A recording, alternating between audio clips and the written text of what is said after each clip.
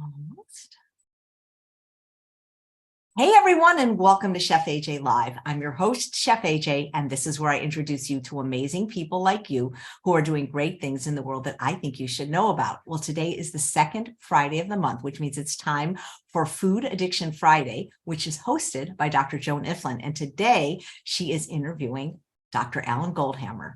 Please welcome them both to the show. Two of my favorite people finally meeting. Thanks, Chef AJ. I appreciate you so much. And I really appreciate this invitation to meet Dr. Goldhamer and interview him. We are two peas in the same pod, I feel like. We speak the same language. And so my first question is going to be, how did you get here, Dr. Goldhamer? Because there are many, many professionals out there frustrated, banging their head up against the wall, non-compliant patients. How did you figure out that this is an addiction? Well, I was very fortunate because I grew up with probably the smartest person I've ever met, which is Dr. Doug Lisle. And Dr. Lisle and I, have known each other since we're in fourth grade. And so, we have been interested in these topics actually since like junior high school, as we looked around and noticed the challenges that people were having. We both played basketball, and so in our attempts to try to get better at basketball, we had to take a look at health issues and healing issues, and came across some work by a guy named Herbert Shelton, who really pioneered what's called natural hygiene, or the concept that health results from healthful living. He talked about diet and fasting. He had this idea that health was the result of healthful living. And that healthful amazing living concept, diet, Yeah, diet, sleep, and exercise. And his model of diet was that people should eat a whole plant food diet that was free of the chemicals like the salt, the oil, the sugar, the animal foods, and that was more consistent with nature, and that would allow people to avoid the dietary excess. And if they avoided the dietary excess, they wouldn't get the fat, which has the visceral fat, which produces the inflammation that leads to the chronic degenerative diseases. And so now we have people that are dying and sick and suffering from a variety of diseases, but all have a common origin. And that common origin is dietary excess. And so the question came up, why would people overeat? Animals, you don't see obesity in nature under normal circumstances. The only time you see obesity in nature in animals is if they get access to highly processed foods. Yes, and if they're in our homes and they're our pets. If they eat our highly processed foods, they get the same obesity and the same diseases of dietary excess we do. Right. And so it's interesting. You can test it out with any animals, rodents, whatever. If you give them access to hyper concentrated foods, they get overweight. When they get overweight, they get the same heart disease, cancer, diabetes, and autoimmune diseases we do. Right. So it all started to make sense to me that, people overeat, they get fat, they get sick. And so we have to avoid that. Well, that turns out not to be very easy to do because people are addicts. They're addicted to the artificial stimulation of dopamine in the brain. We call it the pleasure trap. In fact, we wrote a whole book about it. Yeah, and here it is. The dietary pleasure trap specifically involves the chemicals that are put into our feed that fool our brains into allowing us to overeat. And those chemicals are salt, oil, and sugar. I'm just so glad to hear you say that. I think I don't think this, I see it in our own groups, that self-blame, self-stigmatization, self-loathing, even self-hatred comes out of the addiction business models. So, I have a business background, and I look at the behavior of the processed food industry after tobacco came in the mid-1980s and bought Kraft, Nabisco, General Foods, and now the Danone products,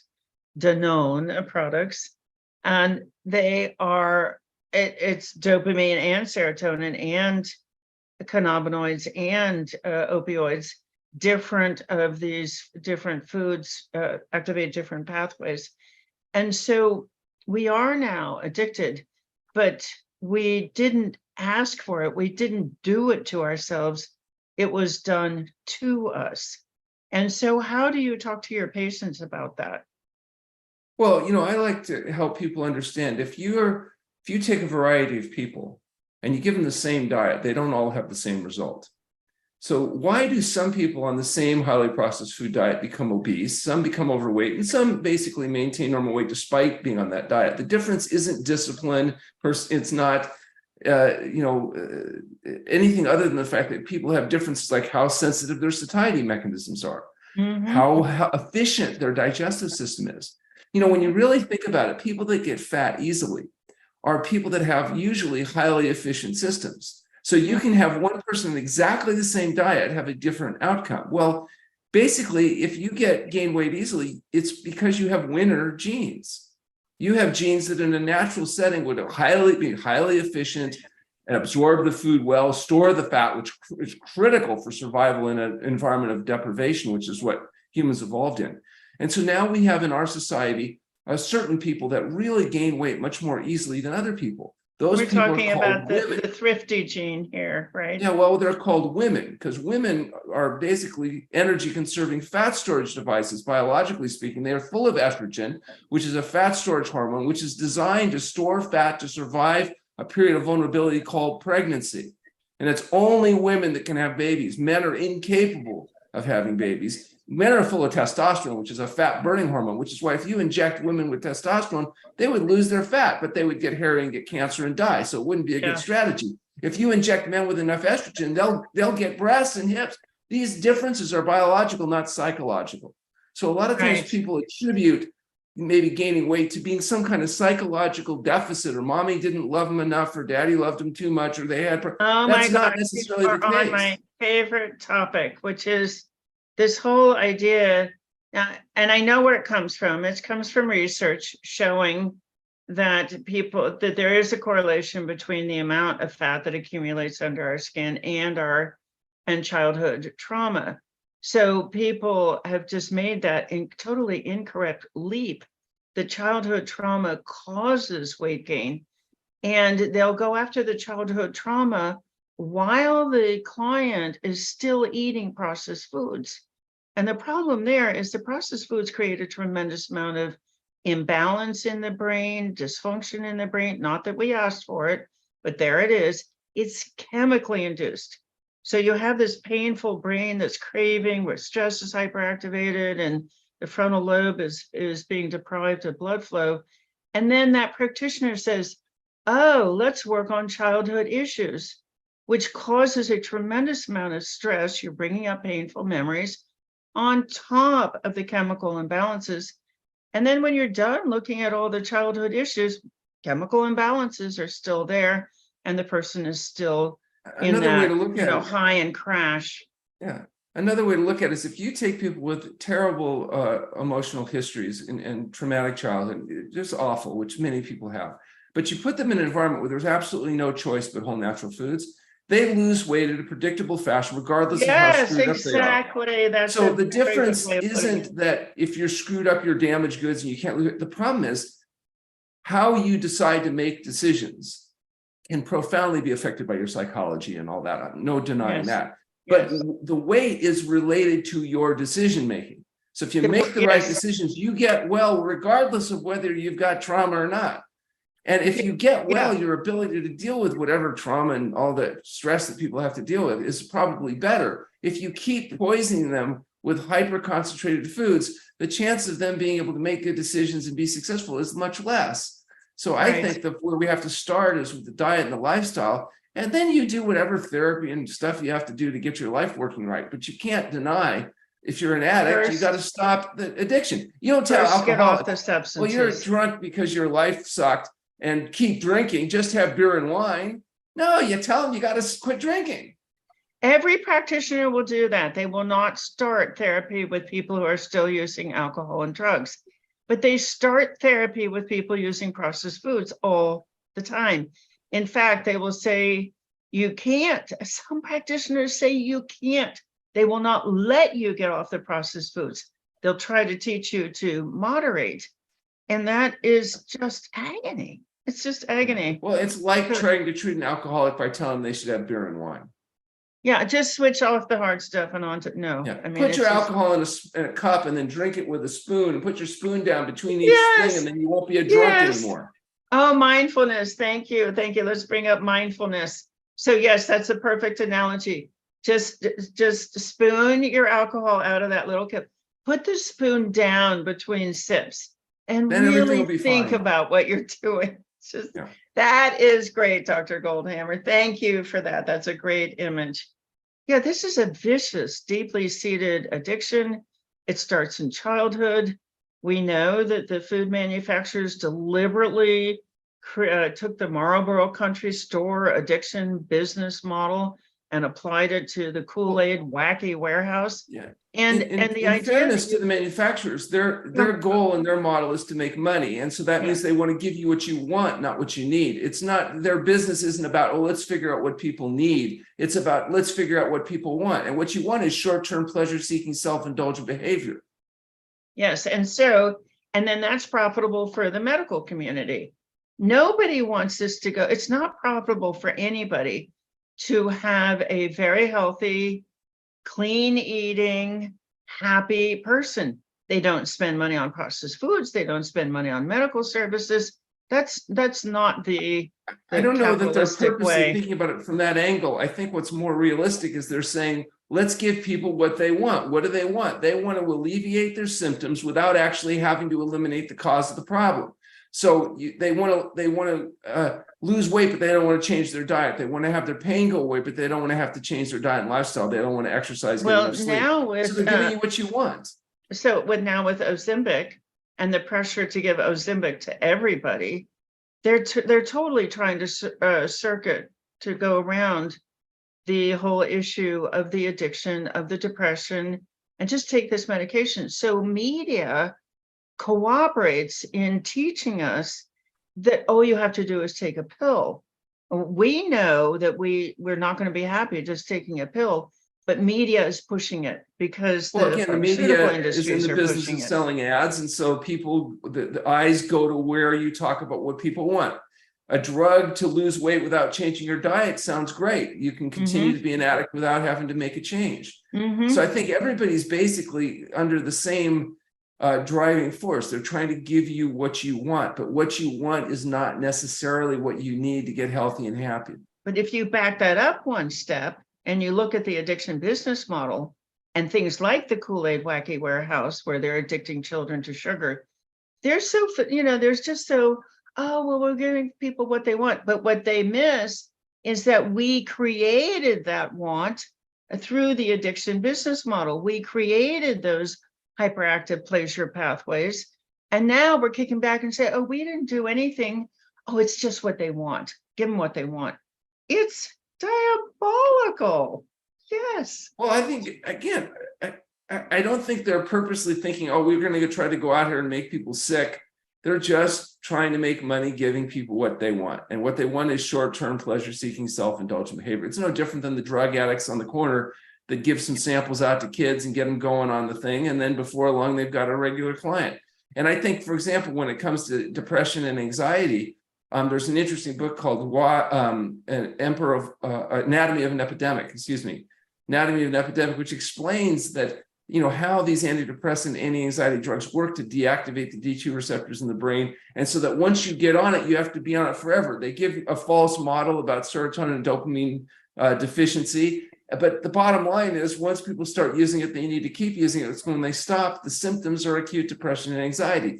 Brilliant business model if your goal is to get somebody hooked on a substance. The same thing, slightly different pathway, happens with food. You eat, when they say, bet you can't just eat one, they're not kidding. The happy meal, think about what we're saying here. We're trying to equate short-term stimulation of dopamine as being happiness, which is really more of a serotonin, a different neurochemical pathway altogether. But we conflate those two things, and it's a great model. So you want to be happy, you have to go and have their highly processed, concentrated food. And they're so brazen about it. That thing about, I bet you can't just eat one, or the Happy Meal, or the Dasani water commercial where they say, oh, I could quit if I wanted to.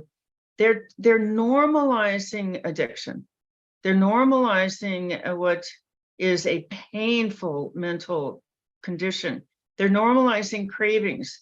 I hope everybody knows that cravings are not normal.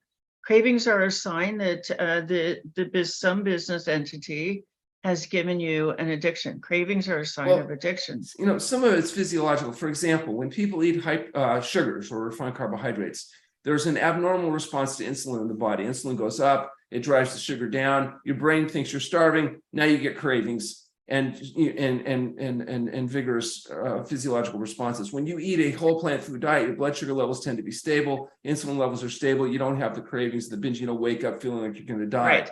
So people just understand those cravings are biological responses to an abnormal situation. Yes. An in the diet, in the case of refined carbohydrates. A deficit. And so that feeds on itself, though, because then what you need and want is to alleviate that pain. And the way you do that is to continue to take the substance. It's not dissimilar to the pattern you see with alcohol and cocaine, heroin, et cetera.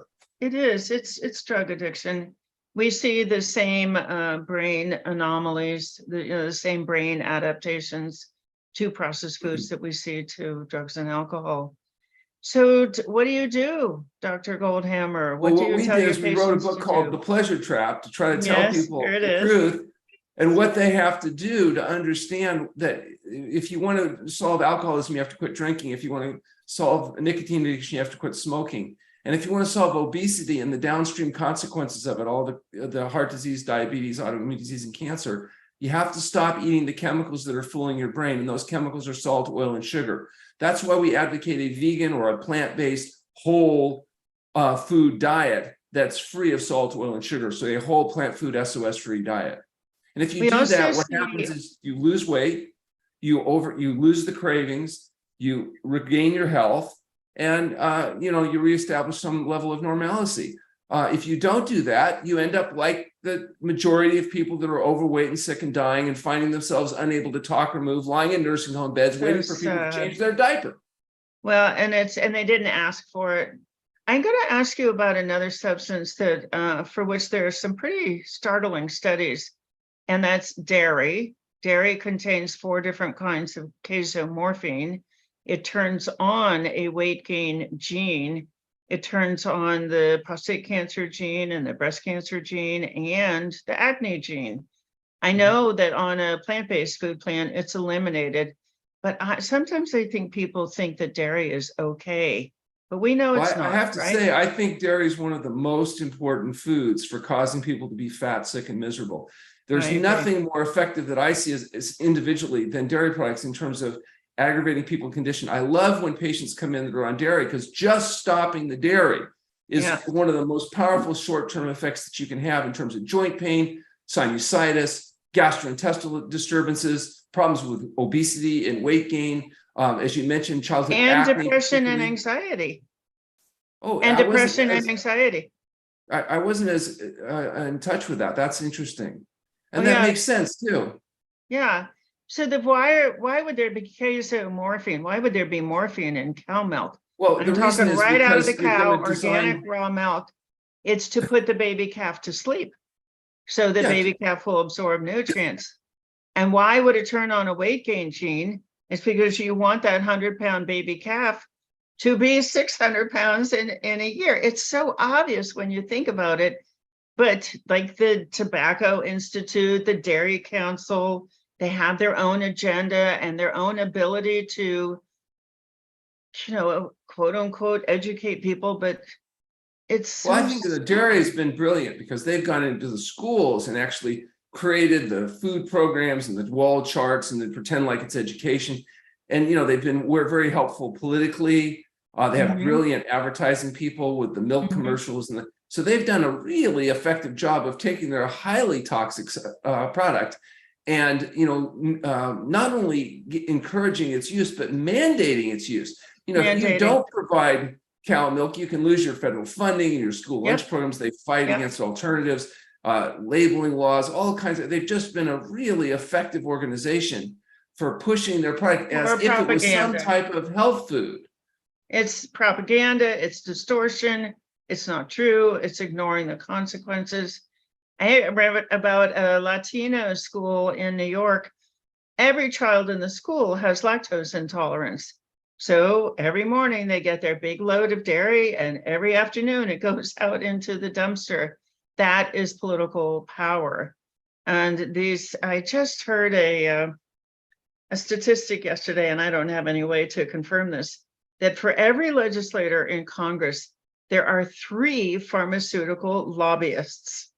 And this is why everything is about pharmaceuticals. Everything's about pharmaceuticals. I Let would me have ask you expected it would be even higher. Yeah, right. They have so much power. Let me ask you a question. I just read this in a No, in book fairness, called- some of those pharmaceutical representatives represent multiple companies. So, actually, their influence might be being underestimated. multiple. Well, and then you see them in doctor's office. You see these pharmaceutical reps bringing in the processed foods. It's so ironic. You see drugstores in the front of the stores. They're selling the causes of the disease for which they're selling pharmaceuticals in the back of the store. It's so blatant and it's so brazen. It's so. Let me ask you about. I just read this in a book called "Healthy No Matter What" the other day. It said that only about 10% of the answers to health problems are found in pharmaceuticals and surgery, and the rest are everything else. What's on your list? We've talked about diet.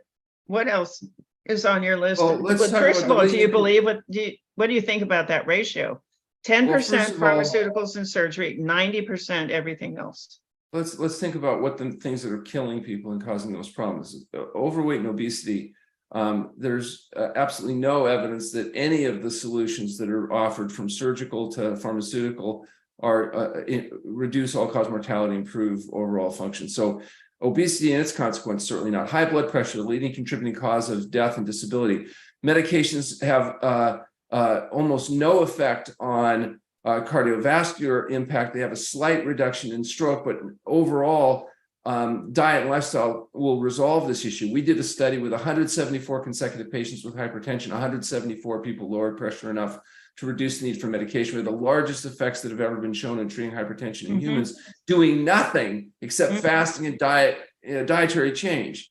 In the case of diabetes, when you go to a doctor for diabetes treatment, they will tell you right from the beginning, just like they do with high blood pressure, take these medications, you'll never get well. You'll be on drugs the rest of your life, have a limited effect on all-cause mortality as a consequence. Diabetes, type 2 diabetes, the vast majority are able to achieve normal blood sugar without medication if they're willing to do dangerous and radical things like eat well and exercise and go to bed on time and consider fasting. I gave a lecture actually to a group of physicians in Texas on diabetes, and talked about our experience, people getting well. And here they were serving them pulled pork sandwiches and chocolate cake and the whole bit. Most of these people were grossly overweight. One particularly overweight physician came up to me afterwards and he said, you're saying these diabetics are getting well, and I've been in practice for 25 years and I've never seen one get well. Said he's never seen one get well. He said, maybe I should do some of this diet stuff myself. Yeah. You got Cancer, one. like lymphoma. We published some preliminary data on the treatment of lymphoma, which is a type of lymph cancer, in the British Medical Journal, showing that the use of medically supervised water-only fasting is an effective way of reversing this condition. We've got a 9-year follow-up on the first case that we published, who continues to be cancer-free following this whole plant food diet. There's somewhere around 80 to 90% of the conditions that people have are a consequence of diet and lifestyle choices. Drugs can't solve those problems. They don't solve those problems. In fact, in many cases, drugs cause more problems than they solve. Yes, you got the side effects then. An average. That's okay, because there's other drugs that effects. treat the side effects from the original drug. So you just keep piling up the pills until What a great business model, huh? it's wonderful. And they keep making more and more money. I think they should be very very excited. So we have and I have to say that I want to really give a shout out for the health professionals who are caught. You talk about the pleasure trap. There's also like a professional trap. I talked to a newly minted psychiatrist the other day. They had just picked up their diploma from their residency, and they had been abused in their program. They had been psychologically abused in their program, which would not let this newly minted psychiatrist talk about diet or exercise or any of the other things that we know improve mental health. So as a physician yourself, Dr. Goldhamer, How did you escape what I would call the professional trap? Well, I don't know, for me, that was ever a huge issue. I went into alternative medicine. So I went to chiropractic college in Oregon. I went to osteopathic college in Australia. My entire practice for my entire life has been a practice based on diet and lifestyle, the use of fasting. So I've never really had, I don't think, too many difficulties in the path that I've chosen. The work that we do with fasting was considered criminal quackery. So early on, we had a lot of pressures from well-intentioned but misguided physicians and government officials thinking that what we were doing was equivalent to, Jim Jones' work in California. Now we've gone from being criminal quacks to cutting-edge researchers, because fasting has gained some notoriety and acceptance. And our True North Health Foundation has been helping lead the way in terms of publishing human studies with long-term follow-up that look at what you can do to help people actually get well and stay well. And I think now fasting has gained a little bit more acceptance. It's not considered quite as crazy. What would you say? Certainly, dietary intervention has been accepted more. Yeah. Yes. Although I just heard this story the other night. Dietary for weight loss is, that's easier to understand. But I heard a story the other night about somebody with a child who was having 100 grand mal seizures. So they had severe epilepsy. And the medications were not working, and this child was in agony. And fortunately, the person found a diet, an epilepsy diet, and the child stopped having the seizures. And the parent went back to the doctor and said, "Why didn't you tell me about this?" He said, "Well, nobody can do that." Okay, but at least tell me that it's an option. So different diets are an option for many different conditions. And we know, let diet be your medicine, or let food be your medicine and medicine be your food. What would you say to somebody who was graduating from high school and wanted a medical career? What would you say to them? Well, I think that they might want to go spend some time in different types of practices so they would see what their life is going to be like. If they're having to see 26 patient contacts a day and 12 internet contacts working for HMO, and basically becoming an agent for drug and referral companies, diagnostic companies, versus maybe practices that may be more of a functional medicine practice where people are actually able to help give people advice that's actually useful. We have an intern and residency program at the True North Health Center where doctors are able to come as part of their training or after their training in order to gain experience in using diet and fasting. And the most common comment of these physicians is, "Wow, I'd never seen anybody get well before." Yes, they because are. If you're under conventional care maintain people sick. Yeah, if you're getting conventional care for hypertension or diabetes or any of these conditions, you're told you'll be on drugs the rest of your life. You'll never get well. And that's, that's not even part of the paradigm getting well. It's just which combination of pills, potions, powders, or surgeries are going to alleviate the symptoms until eventually you die a slow and painful death. Yes. So we have a good model described by Rob Lustig in the book Metabolical, where he goes back to the origins of the Western medical practice. And it was from John D. Rockefeller, who wanted to create a pharmaceutical business and needed a marketing arm. He created this curriculum based on pharmaceuticals and then trained all these doctors and went around to the legislatures and made everything else quackery. And I think that's what we're seeing the consequences of today. It works great. Now you have some of the most lucrative businesses on the planet are selling people drugs that are of questionable benefit. Yes. All right. That's very well said. Where do you think this country is going? 93% of people have high triglycerides, cholesterol, blood pressure, blood glucose, or waist to hip ratio. 93% of Americans, including children. So that means that people my age, 71, probably the percentage is much higher. How are we going to get this to stop? Well, what we're seeing is already the evidence is life expectancy for the first time ever is going down each year. The percentage of people, over 60% of people by the time they're 60 have cardiovascular manifestations like hypertension.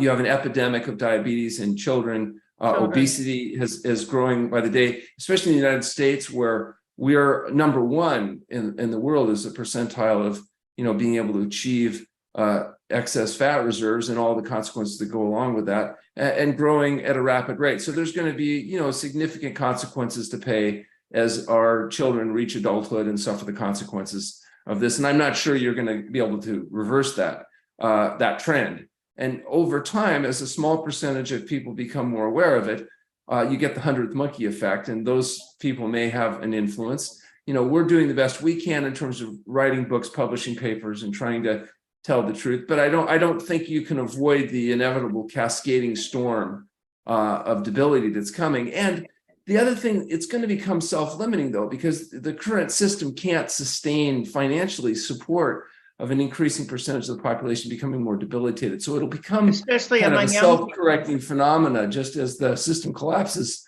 on itself. And maybe that'll motivate people, to make more radical changes. Or to motivate the medical community to advise people on how to make those changes. Yeah, I wouldn't hold my breath about that. Because I looked at the brain so hard, and I know that the blood supply is being pulled back to the pleasure pathways. People, they look like they're not making good decisions, but actually in an addiction, in intense cravings, the part of the brain that makes decisions, that can solve problems, that can make changes, has gone offline. So saying to say, oh, you're making bad choices. No. The facility to make changes is not available. Yeah, the machinery's altered. It's The thing is, it's scary sometimes. If you're going to wait for the medical profession, though, to make revolutionary change, I think you might be very disappointed. I think the changes are more likely to come on an individual basis as people kind of get sick and tired of being sick and tired. If they can get to good information. Some people, like I have a Facebook group, Food Addiction Education. I'll go out there and I'll say, oh, do you think diabetes is caused by processed foods? And they'll say, oh, no, it's caused by insulin resistance. Yeah, but what causes no? Or do you think that anxiety is caused by processed foods? Oh, no, it's childhood issues. So if they get good information, if they can connect the dots. There's actually pretty good science on all of this. So for people that still have the ability to read, it's not reaching the public. No. Yeah. Well, I mean, I look at what happened with the recent epidemic, and people had concerns about vaccination and different things. And there was a concerted effort to keep people from being able to discuss, different sides of this. So, I think that there's a concerted effort to keep the status quo. And I imagine that there'll be a lot of pressure and resistance to having anything that changes the status quo, because the status quo is working great for some people. It's very profitable. And I'm glad you brought up COVID. I kept waiting for the media to mention processed foods as a cause of mortality. We know that people this is how I like to put it, who have been given processed food addiction by the processed food addiction business model, that they were much more vulnerable to dying. So you would have thought under those dire circumstances with so much at stake, that the newspapers and all the media outlets would have been all over processed foods. They're inflammatory. The last thing you want if you're vulnerable to an inflammatory lung disease virus is to be eating inflammatory substances. Not a peep.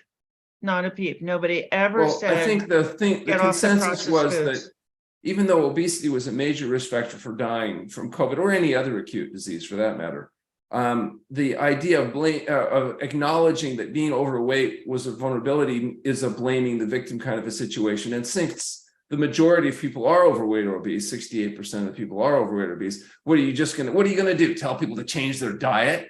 Imagine. Imagine. Yes. Yeah, we can't do that. Or exercise or get enough sleep. I mean, what are you? Some kind of radical? Apparently. Radical comes from radicus, which means root or cause. So I would say you are, because you're asking the people to deal with the root or cause of the problem. And that's not politically correct right now. All right, this is another great topic. Let's talk about the progress of the progression of recovery. Because what we see is that when we get people off of processed foods, They might still have the fat tissue under their skin, but they start getting better right away. Have you noticed that too? Well, of course, I mean, if you have diabetes or whatever, you don't have to lose all the fat to get your blood sugars normal. Yes. But here's where the big vulnerability comes in. Just like in treating alcoholics, people go through whatever steps they take to quit drinking. And then after a while, a week, a month, a year, they say, I'm better now. I used to be an addict, but now I'm better and I can have a little. And they have a little, and then they have a little more. And then before long, they wake up under the Golden Gate Bridge naked, wondering how they got there. Yeah. And the problem happens because they fool themselves into thinking, because I'm no longer over drinking, I'm no longer vulnerable to the effects of that drug. But they're still vulnerable to it. It's just a question of time. And the same thing with food. People say, well, now I've lost the weight, so I'm better now, or I've been good for a week, so I can have a little bit. And they really can't have a little bit. If there are some people, for example, that can drink and not be a drunk, but if you're a drunk, it's not you. Yes. And some people can eat cheese and chocolate and processed foods and not gain a lot of weight. But if you're overweight or you're struggling with health issues, it's not you. Because if you could have controlled it, you would have controlled it. You can't, you don't. So the answer is stop it. Stop the salt, oil, and sugar. You stop the cause of the obesity. You reverse the disease and you get well. Two issues here. Why do people go back to it? And I think it's because of a part of the brain called mirror neurons. If you are around people who are eating processed foods, your urge to fit in, your urge to belong, your urge to be part of, your urge to be accepted is going to drag you over to eating those processed foods. So there's a whole field of cueing, triggering, reminders, stimulation, signaling that people, I think, are not aware of. Like, I ought to be able to go to the grocery store. No. Just like an alcoholic can't go to the bar, there's some of us who just really can't hang out in a grocery store. And then there are, of course, there are advertisements, but the greatest advertisement for processed food, I think the greatest relapse trigger is people around us eating processed foods. And that's hard. So if you've lapsed, and look at the people around you.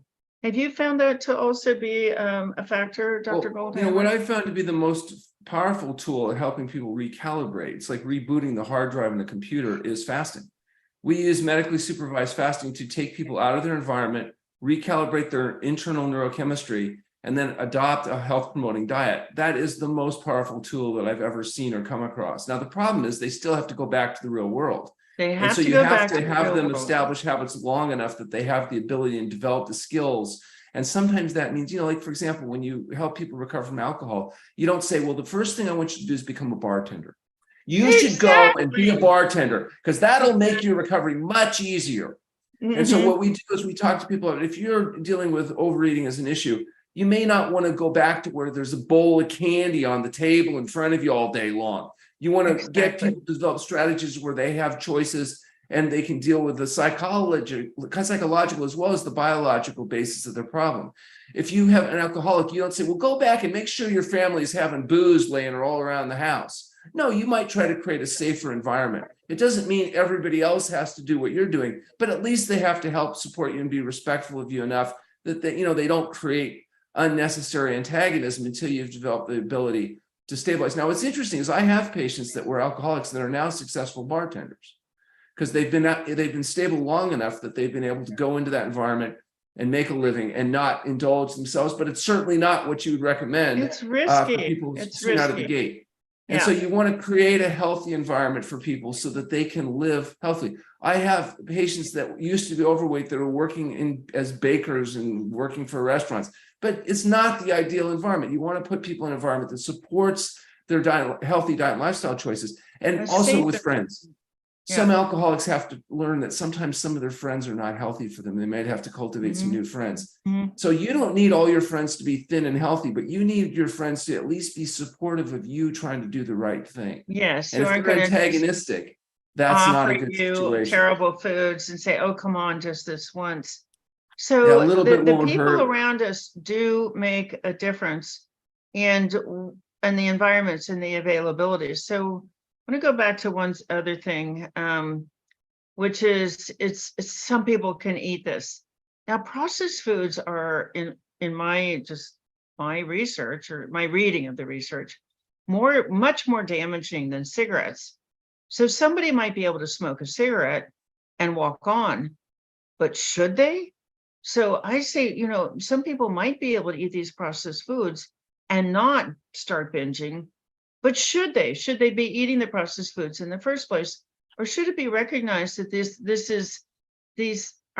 you would eat processed foods for the same reason you would smoke a cigarette or snort some cocaine or inject some heroin? It's to get a buzz, and nothing about it is okay. Nothing about it is really going to be good for you. Well, yeah, and it depends on what your goals are. If your goals are to be healthy and happy, you do certain behaviors. You adopt a whole plant food diet, you exercise, you sleep enough. If your goal is the most short-term pleasure-seeking, self-indulgent behavior you can, then you snort cocaine and take drugs or eat processed foods. So you just have to decide what your goal is. My goal is to try to live a healthy life and have a good life and a good death. I want to go to sleep one night and not wake up, not spend the last 20 years of my life unable to talk or move, waiting for people to change my diaper. Exactly. All right. So this is something that people, I think, have gotten very confused about. Oh, they're thin. They can eat whatever they want. Let's talk about the case that 20% of people who seem to form the fat not under their skin where you can see it, but around their organs where it's actually doing much more damage. You have people that are not overweight. They may not be overweight, but they're over fat in terms of visceral fat. There's a type of fat. Visceral fat, which forms around the organs. Yeah. Around the belly and the organs. But this particular type of visceral fat is associated with the production of inflammatory markers that cause disease. So you can have a person that looks relatively thin, but they're still over fat. They still have too high a percent body fat, too low a percent lean tissue. And more importantly, they have excess visceral fat. So they still have inflammation and problems. So even the people that are not obviously obese may still have problems with excess fat. But even those people that don't have excess fat, there's other problems besides just fat that is a consequence of eating highly processed foods. There's a whole cascade of effects that affect autophagy, your gut microbiome, the type of organisms that live in your intestinal tract. You got, 5 pounds of organisms live in your gut. And these organisms are living creatures that are eating, drinking, and defecating inside you. And they can be pooing toxic waste like TMA, which becomes trimethylamine oxidase that causes cancer and problems, or they can be pooing fertilizer in you. Well, the difference in those organisms, the 1,000 strain of organisms that live in a healthy gut, is determined by the diet. So not only the type of organisms, but what their waste products are. And so if you want vitamin K and healthy nutrients instead of toxic waste, you have to eat a whole plant food diet. And the more meat, fish, fowl, eggs, dairy products, oil, salt, and sugar you eat, it changes the type of bacteria and the waste products from those bacteria. People underestimate the effect of something like sugar because they forget about the fact that there's actually more cells in the human body that are not human than human. And they're all living off of what we feed them. So let's or your own keep intestinal going. tract. This is you have and I have over the years seen a surprisingly broad range of problems, painful problems go into remission when you do exactly what you're saying. You get off the processed foods and you get around people who are not eating them and not stimulating you to relapse. So mental, emotional, all the physical and a lot of the behavioral issues just fade away. And what I like to talk about is cell function. Why would so many different things go away from one set of protocols? It is because those protocols are enhancing cell function. If your cells are working, you don't have disease. So do you like that model? Well, I mean, clearly you are made up of tissues that are made up of cells. And what's happening on a cellular level is going to be critical. And the accumulation of intermediary products of metabolism within the cells is what we call toxicity. And that's one of the things we see in fasting is the body rapidly mobilizes and eliminates these accumulated products, which is probably why we see such dramatic turnaround in conditions like hypertension and diabetes and cardiovascular disease and autoimmune disease, a wide variety of conditions that all respond to the same protocol, because that protocol is allowing the body to eliminate materials faster than they accumulate. And that's what rejuvenescence is. Aging is the opposite side, is where you're accumulating changes faster than you can keep up with them. And so what you see, for example, in rats, you can double their lifespan just by systematically underfeeding them or using periodic fasting. In fact, some cases you can even do more than that. And so if you look at it another way, if you want to take a rat and make it live half as long, all you have to do is give it ad libitum eating of highly processed foods. Yeah. And so you So can argue clear. that you're either doubling the rat's life with fasting, or you can argue you're cutting it in half with access to ad libitum amounts of foods that they're not designed to be able to affect. Which is another reason not to let foods just sit around your house and be available to children. Let's talk Yeah. about children for a few minutes. Something that just sets my teeth on edge is the industry, the Coke industry, the soda industry mantra, oh, children should have a choice. While they are taking away choice by creating such intense cravings in the pleasure pathways, what do parents should do? What should parents do for their kids? Well, I think it's really simple. Is you don't give your kids cocaine, and you don't say they should have choice, or beer, or most parents. So you create an environment that's safe for the kids. Whole plant food, SOS-free diet. They can eat what they want within the context of healthy foods. You set a good example. Mhm. Although it's not good for parents who smoke to tell kids, well, don't smoke and expect they're not going to smoke. Right. And so if your parents are eating highly processed foods, you can bet the kids will be following that modeling. Now, Mhm. you have limited control. If you have teenagers or whatever, you can't necessarily completely control all behaviors, but you can try to set a good example, model behavior, explain why what you're thinking is, create a good discipline in the house, and hope they make good decisions, but also realize they're independent human beings, and maybe they have to learn the hard way, like many of us did. I think that's right, but you can also connect the dots for them. So if they've gone out and they've eaten something ooey gooey and they come home and they're sick, to connect that dot, that cause, that effect, and then you can start to harness their pain aversion functions. Yeah. It's tricky out there, and you get this incredible pushback sometimes from teachers of all people. How can you deny your children sugar? Your child told me that there's no sugar in your. How can you do that? That's so mean. Oh no, it's Well, the those other way teachers are around. vulnerable to the same addiction and They're same, addicted themselves. absolutely. Yeah. And and you're going to deny your kids access to nicotine and cocaine. I mean, come on. Oh, imagine. Yes, imagine. All right, this is just so helpful.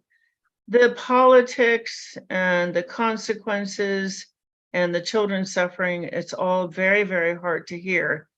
But you know how you can vote? I think you affect the system most, and my undergraduate degree is in economics and political science, by not buying the stuff. Don't buy processed foods. Don't support these industries. And if, we were talking earlier about, is there any end to this? If people stop buying processed foods and then they don't need pharmaceuticals, those two industries lose their power, and then they can't afford to maintain 3 lobbyists per legislator. And so just stop buying. I'm not absolutely certain it's two industries either. I think it may largely be Yes, intertwined. when you put PHARM and FARM, it's farm. It's big farm. But I don't call it the processed food industry. I call it the tobacco food industry, just to remind people again and again that this really got out of control in the mid-1980s when Big Tobacco bought Kraft Nabisco and General Foods. But Big Tobacco in 1963 bought Hawaiian Punch. And that's where they really started to focus on assaulting children and giving them addiction to sugar. Well, I think we also encourage it in our school lunch programs, where we mandate they be given cow's milk, and we give them highly processed foods and consider ketchup a vegetable. Yeah, or pizza's a decent lunch. Yeah, we've done a pretty good job all the way down the chain of in turning our little kids into addicts. It's just, and here's something else that I really thought of overnight. If a child only had sugar addiction, that would be one thing. Their dopamine pathway, this is what happens when you have, when you're over bombarding a pleasure pathway, it collapses. The receptors actually collapse. And if you if you only have like sugar and your dopamine pathway collapses, it's one thing. You still have serotonin, opioid, cannabinoid to have some perception of good in your life. But these processed foods, they contain such a wide variety of addictive substances that under that bombarded, serotonin also down regulation, opioid down regulates, cannabinoid down regulates. And so we see this terrible increase. It's not statistically significant yet, but we see an increase in childhood suicides, adolescent suicides, adult suicides. And I just have to think that there's a connection between when all of those pathways are collapsed, when there are no messages of anything is good coming to that child or that person, why would they want to go on living?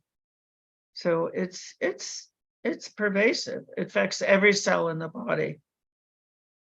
Depression, anxiety, anger, uncontrolled irritability, panic attacks, rage, violence.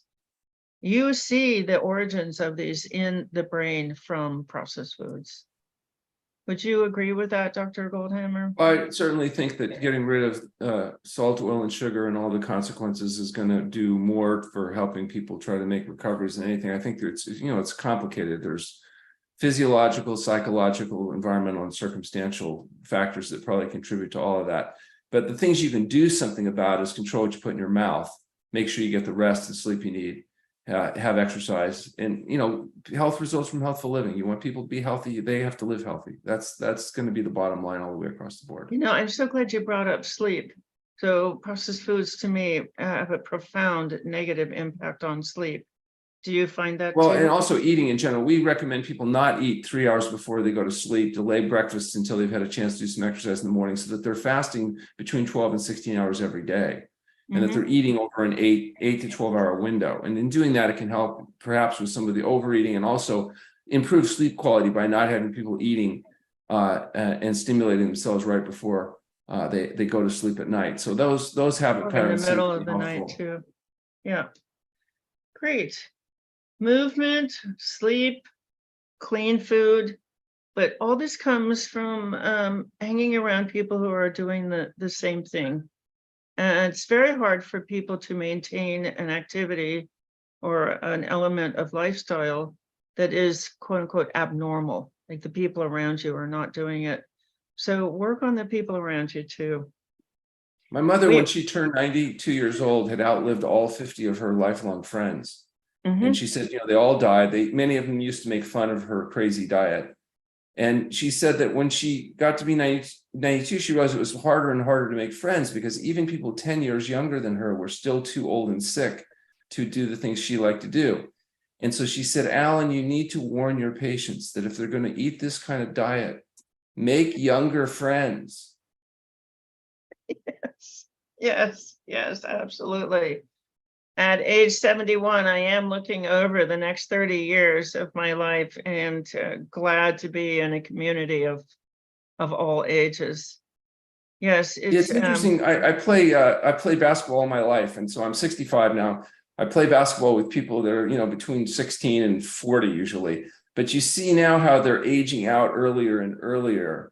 It's really quite fascinating. You see that those difficulties showing up at a much younger age. You really see it in the basketball court, because you can. I hear you. One other caveat, because in a few minutes we're going to ask Chef AJ if she's got any questions from the audience for us. But let's talk about aging. So I think that it's not aging; it's the progressive consequences of processed foods. And then the medical community says, oh, well, you're aging, you have to expect this. So accepting illness, making illness normal is part of the business model. because then you'll keep taking the medications and you won't realize there are any alternatives. Well, But, right now, but if you want to 70% of people, reverse aging, get off the processed foods. Do what Dr. 70% of people are now treated for at least one chronic condition with pharmaceuticals. My only question is, what do they need to do to get where it's a higher percentage? Because obviously, if 20 or 30% of people are still not dependent on drugs, they're losing a lot of money. So I think they're going to have to do a more effective job of getting those holdouts to adopt their highly processed food diet if they want to be able to take advantage of the fact that, you know, virtually everybody will be able to and you can just hear these health professionals saying diet has nothing to do with it. And then under the model that Dr. Goldhamer just described, you think, oh, they're trying they're just trying to get me into their market. All right, Dr. Goldhamer, this has been amazing. I am so glad to be talking to somebody on the same page. And let's see if Hey, I'm back. I've been watching the whole time. It's been a fabulous conversation.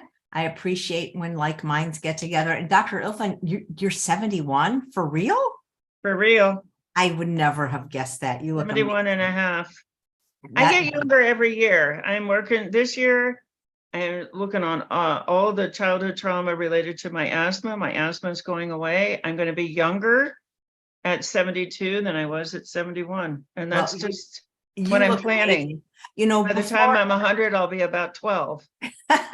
Before I became a chef, I worked at retirement homes, and the people, the older people that ate sugar, they didn't look as good as the people that didn't. Oh my gosh, it's terrible. It's destructive. Well, you know, AJ, you introduced me to a gentleman the other day that I was very impressed with. He's 100. And I'm telling you, this guy is sharp as a tack. He taught me all kinds of stuff. I've been looking up some of the studies he let me know about.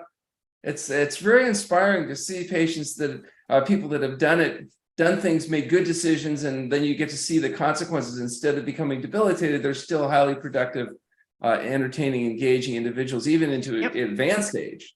Yep. Actually, Dr. Ifland, you're going to have to watch his presentation. He's coming back on June 30th to give this PowerPoint. His name is Dr. John Scharfenberg. He's almost 100, and he gave it to Dr. Goldhamer and I in person. And it talks all about rats and opiates, and it's a talk about food addiction. So you can watch that one. And I don't know how you do this, but you do come up with the best presenters. I try. It's amazing. You find them and find them. So 5 questions have been submitted in advance. So we always do those before the chat, and we get to the chat of time. And I'd love for both of you to give your take on each of these. So thank you. The first one is from Rachel for Dr. Ifland and Dr. Goldhamer. She says, I understand the concepts of the pleasure trap, but I continuously self-sabotage efforts to get to the next level with nutrition. Why is the human mind so good of talking you out of success? What is the mind so afraid of? Is it really the fear of being able to sustain success, or is there more to it? I think people underestimate how hard this is. Yes. Go ahead, Dr. Goldhamer, if you I'd like to hear your comments. Well, what this person, the key is in the last statement. So when you are addicted to a substance as a young child, not just one substance, but a whole class, there's 7 categories of addictive substances in food. You have a very deeply seated addiction, deeply seated cravings, which are pulling the blood supply away from your frontal lobe. In order to recover from that, in my experience, in 27 years in this field, you need to be in a protected community. And that's what we've done online at Food Addiction Reset, is a protected community where you are protected from queuing. So you're meeting probably 6 or more of the 11 diagnostic criteria for addiction, which the right level of care would be residential care. And not everybody can go, and it's not even the right kind of residential care, but you can do residential care at home by cutting out the food queuing, cutting out the processed food availability in an immersion program where you can access kind, wise messaging 24 hours a day. And that's what we have seen. This is not your fault. And if you don't have the right level of care, the right level of treatment, the right level, it's just an immersion level, it's not realistic, and you haven't failed. You haven't failed. You have your brain, your highly sensitive brain is being bombarded by cues. You have not failed. You just haven't gotten into a deep enough program. In our experience, people, sometimes the information is enough for them to begin making behavioral changes. It helps if they're in a supportive environment, if they have loving relatives and friends and other things.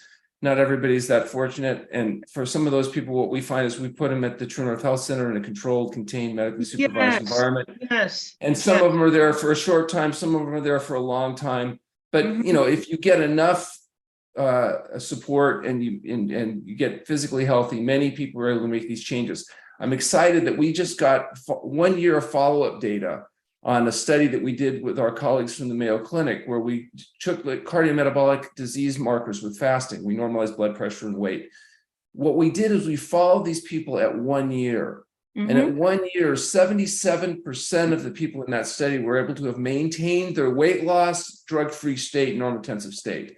So that means 3/4 of the people, even a year later, without any ongoing support programs in place. This is just, they came to the center, they did the fasting, they got educated, and then they went back to their environment. We're able to, you know, get enough success to be able to overcome this problem and maintain it. To me, that's very encouraging. So I like the phrase controlled environment. Controlled environment. You're protecting them from cueing, from stress. This is the key. Thank you, Dr. Goldhamer.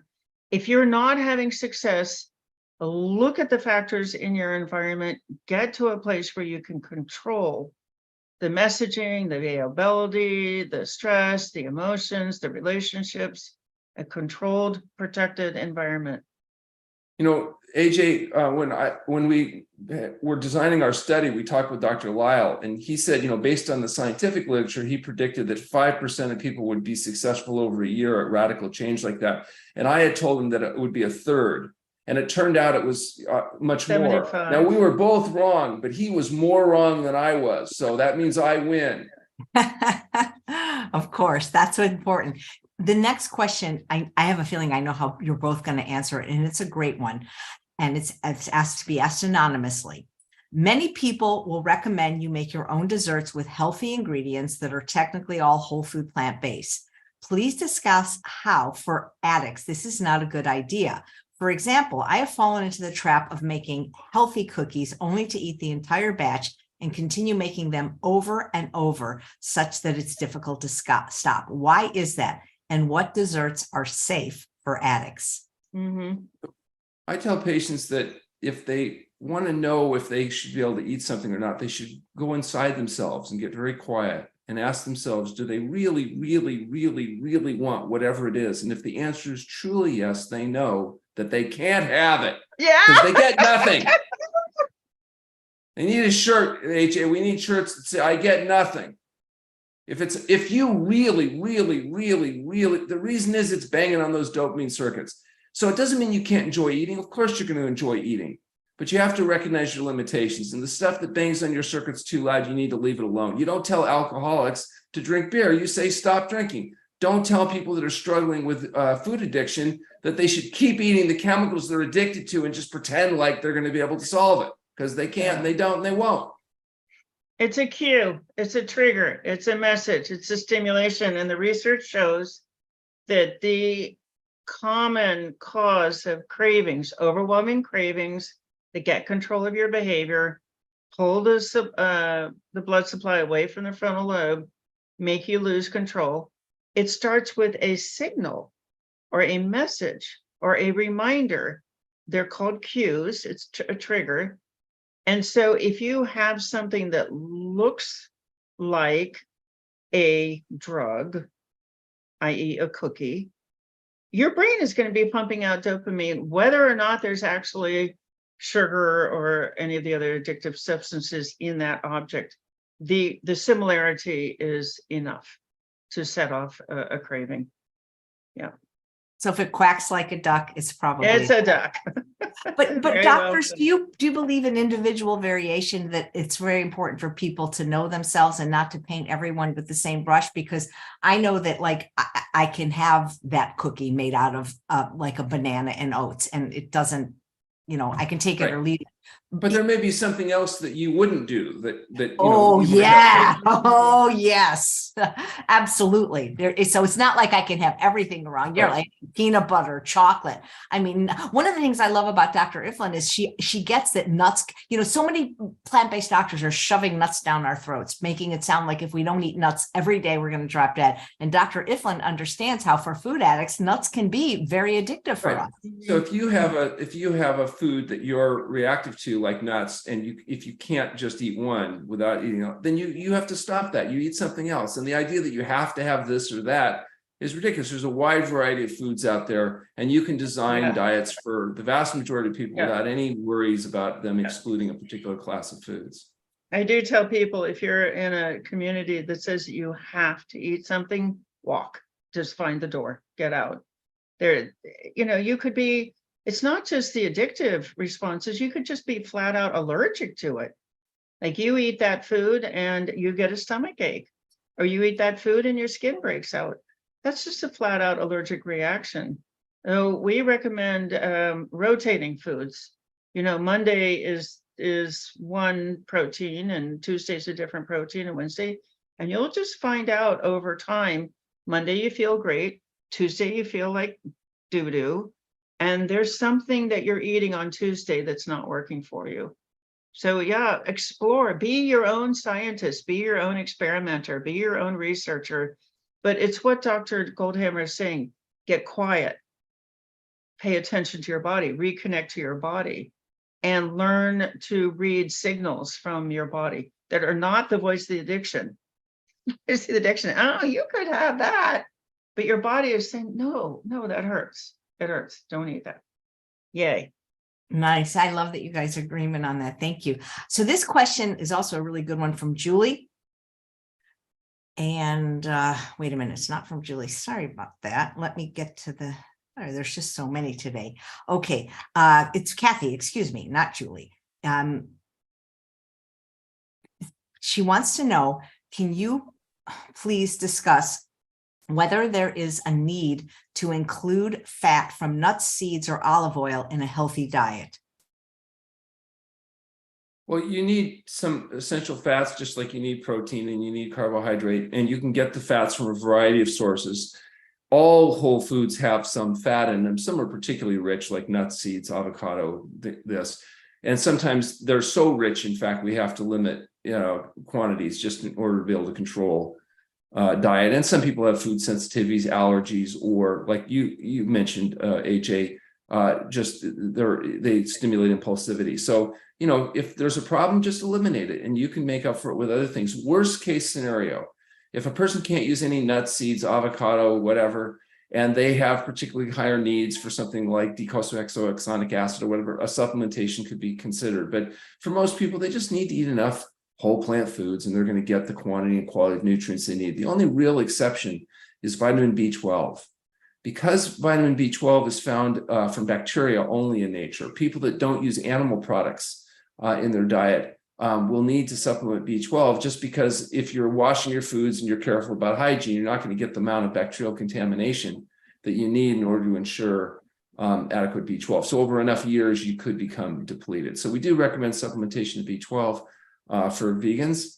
And, that's one of the few nutrients that we look at supplemental form. Fat addiction is real.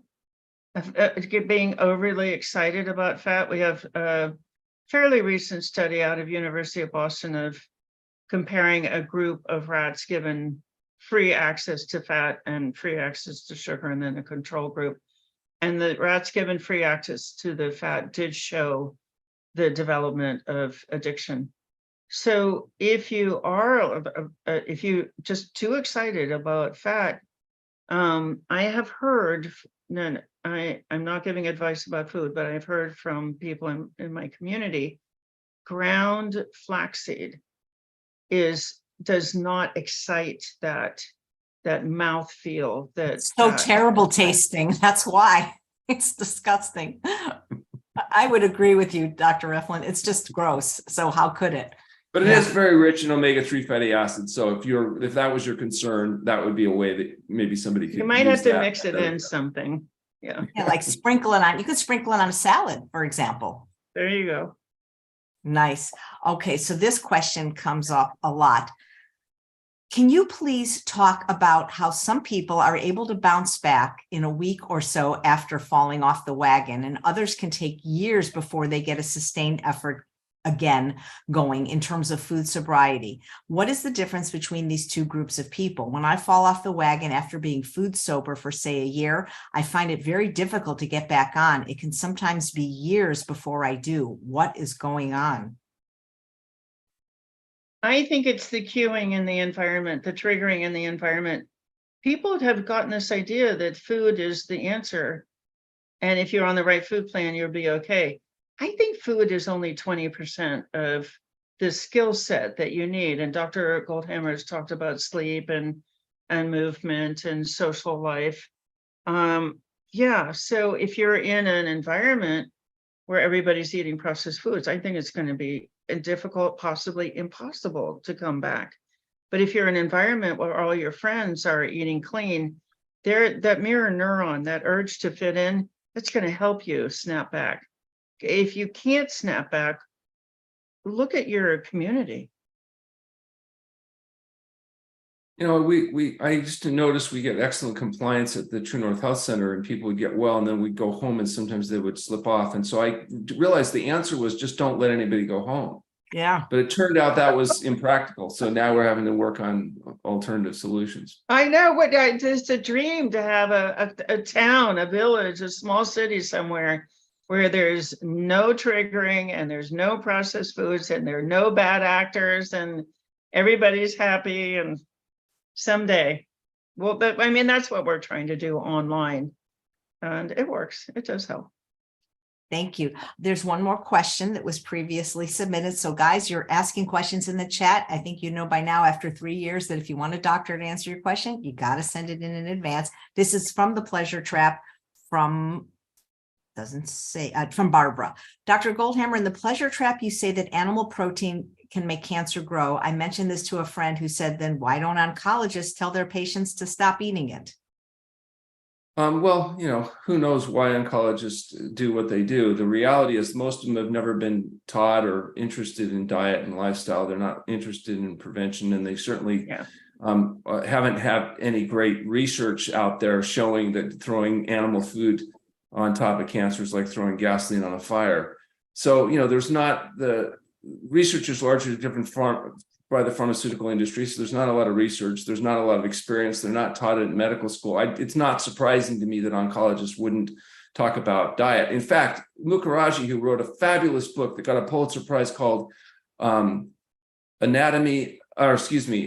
Emperor of All Maladies, which is a great book on the history of cancer and its treatment, has one line in the book on nutrition. And he says, we don't know anything about nutrition. That's it. Not true. Everything is all about how medical treatment does, or as it turns out, doesn't work very well.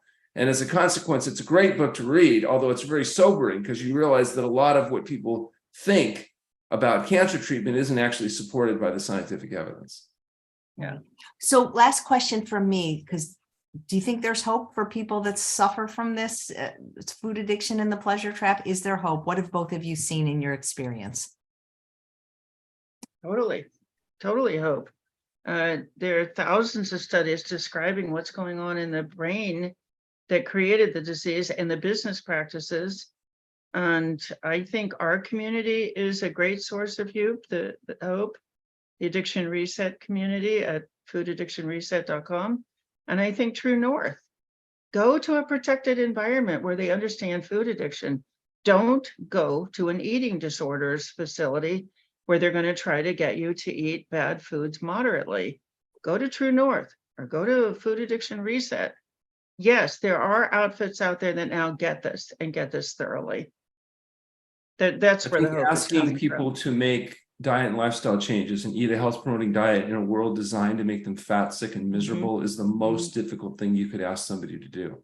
It's not in my fair. experience, the people that are the most motivated are the most effective, and the motivation that drives people the most effectively is pain, debility, and fear of death. So Mhm. we tend to see a lot of people that are really up against it. I think the people that get the most benefit, though, are healthy people looking to stay healthy. And so if you could teach particularly younger people before they're debilitated to adopt a whole plant food diet, exercise, and sleep well, I think you'd have fabulously good results. In reality, it's really challenging, though, because all the people that are making all the money's motivation is to give people what they want, not what they need. An artificially created want. Yep. All right. Well, this was wonderful. Thank you both Thank so you, very much for guys. your work. I really appreciate Thank it. you. And thanks all of you for watching another episode of Chef AJ Live. Please come back tomorrow at 11 a.m. Pacific time for Clint Pattison and the Arthritis Recovery Hour.